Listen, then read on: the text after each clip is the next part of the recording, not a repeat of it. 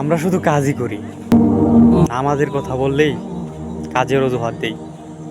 আসলে দুনিয়াটা কিন্তু একবারেই ক্ষণিকের। তাই ভিডিওটা দেখেন তারপরে বুঝবেন। দয়া করে ভিডিওটা দেখেন সবাই। আরিফুল ভাই, চলেন জোহরের নামাজ পড়ে আসি। না ভাই, আপনি যান, আমার মেলা কাজ। ভাই আসসালামু আলাইকুম। ভাই আসসালামু আলাইকুম। ওয়ালাইকুম আসসালাম। ভাই কালকে তো নামাজে গেলেন না, চলেন আজকে নামাজটা আদায় করে আসি। আরে ভাই, হাতে মেলা কাজ, এ মালটা কালকে বিকেলে ডেলিভারি দিতে হবে। আপনি যান তো, কালকে যাবানে। ভাই আপনি যে কাল পর্যন্ত বাঁচবেন তার কোনো গ্যারান্টি আছে? আপনি তো আজকেও মারা যেতে পারেন। আরে ভাই, ফাউনা ভাইকে আপনার কাছে আপনি যান, জ্বালায়েন না। কি ব্যাপার, আরিফ ভাইকে তো দেখছি না এখানে। হুজুর কারণ খুঁজতেছেন নাকি?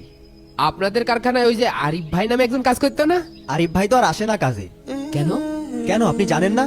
আরিফ ভাই তো মারা গেছে। এই পিছনের গোরস্থানেই তার মাটি হয়েছে।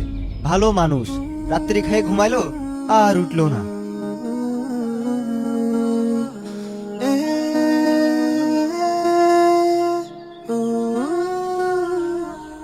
হায় রে মানুষ, শেষমেশ দুনিয়ার সকল ব্যস্ততা ফেলে আমাদের এখানেই আসতে হয়। এই জন্য তো আমাদের প্রিয় নবী হযরত মুহাম্মদ সাল্লাল্লাহু আলাইহি সাল্লাম বলেছেন, আমরা এই দুনিয়াতে মুসাফির। তাই সকাল হলে যেন সন্ধ্যার অপেক্ষা না করি, আর সন্ধ্যা হলে আমরা যেন সকালের অপেক্ষা না করি।